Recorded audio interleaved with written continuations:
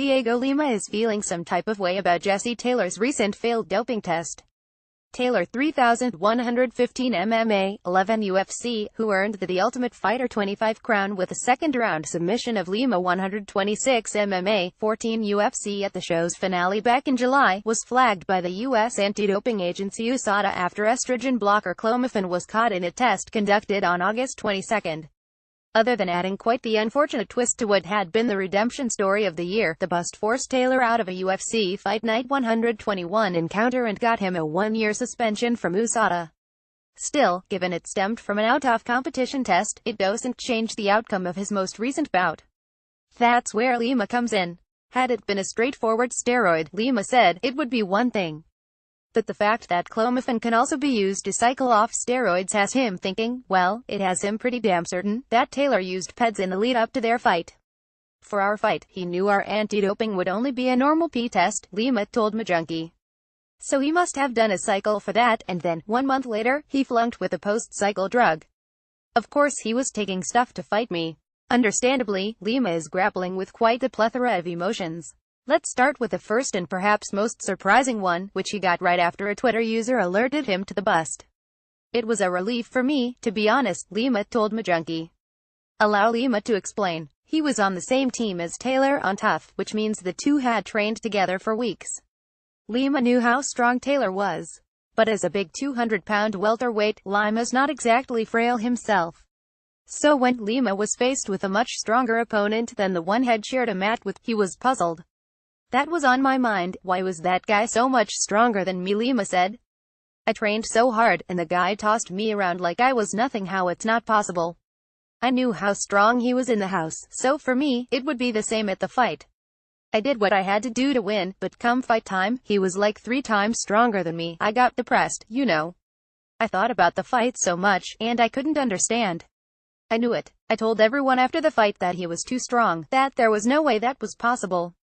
And there you go. Clomiphene was the same substance that caused former champions Brock Lesnar and Jon Jones to be flagged in relation to their respective UFC 200 bouts. According to USADA, it indirectly promotes the secretion of testosterone, which, especially combined with strength training, has been demonstrated to increase fat-free mass, muscle size, and strength in males. For Lima, who even considered moving up to 185 pounds in fear that his weight cut had depleted him of strength, the failed drug test meant some vindication. After months of going over it all and telling himself, and everyone else, that being thrown around like a kid by Taylor didn't make any sense, he at least got some peace of mind. I knew I'd done everything right, Lima said. It all clicked. But there is also quite a bit of frustration.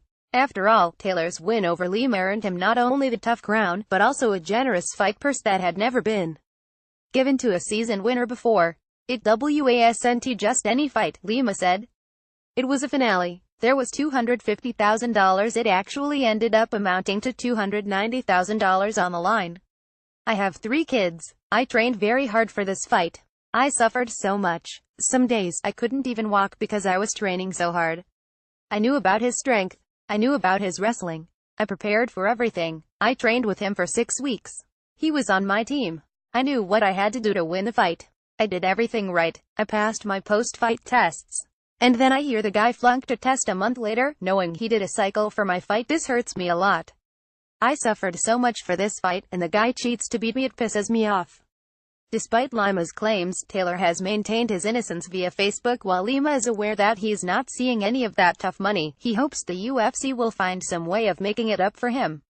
Considering that tough winners get better UFC deals, in this case, Lima said, Taylor's is $20,000 heftier than his. So he'd be happy just to get that. USADA is trying to clean up the sport, so they need to see that he took a post-cycle drug, Lima said. Who doesn't see that? It's common sense. They need to take care of me. And I believe they will. They have to give me his contract.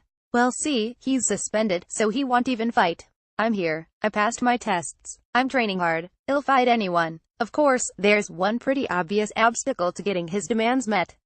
Although Lima, personally, seems quite certain that Taylor took the substance to get his levels back to normal after a PED cycle leading up to their fight, there's really not much he can do to prove it. Still, Lima is confident that, with some added support from his colleagues and a proper social media campaign, he should be able to get the UFC on board.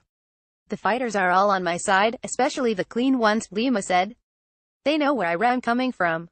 Brian Stan, who I used to train with, always told me, Dhiego, when you fight someone who's on PEDs, you will know. And that's what happened in this fight. I have the fighters on my side. I'm taking to social media. Dana White likes me, so I think there is a chance of at least getting a better contract, especially now that they're trying to clean the sport with USADA. Taylor, who ended up getting the highest possible sanction for a first-time offender caught with a specified substance, immediately maintained he's never done steroids. Lima, however, suspects that's exactly what his former opponent had been doing for a while. I'm no one to judge anyone, Lima said. But it's common sense. The guy is 35 and has a back full of pimples. Where have you seen that before? Is he just hitting puberty now? The problem isn't personal. Lima, in fact, won't deny that Taylor's comeback story was quite the intriguing one. But as someone who's adamant on the fact that he's 100% clean, the Brazilian is not okay with any fighter who tries to take shortcuts. There is a difference in strength, of course, but this also helps them mentally, Lima said. We do a camp, we train very hard, and sometimes our body can't keep up. Sometimes you're all hurt and broken, so you're not always training at 100%. They say it helps with everything. Their training sessions will always be good, because they have that. These guys don't want to go through the suffering, they want the easier way. The thing that helps with performance and recovery. And these guys need to be banned. For a guy like me, who's never taken anything, who diets every day, who trains hard, who goes through all the hardships, it's so unfair to us. It's ridiculous. These guys need to be banned. They need to go away. It makes me angry. As upset as he is with the situation, Lima said that it's also going to allow him to start fresh. When he returns to the octagon, which he plans on doing in December, he will be doing it with a clear mind. As for his most recent opponent, well, that's his problem. His story was amazing, Lima said. What he did the first time, what he did to return. But if he can sleep at night knowing that he had to cheat to beat me, that's his problem. I wouldn't be able to sleep at night knowing I had to cheat to get something like this. He fought well and all, but I knew what I had to do. If he can sleep at night, that's good for him. But I wouldn't be able to. For more on the UFC's upcoming schedule, check out the UFC rumors section of the site.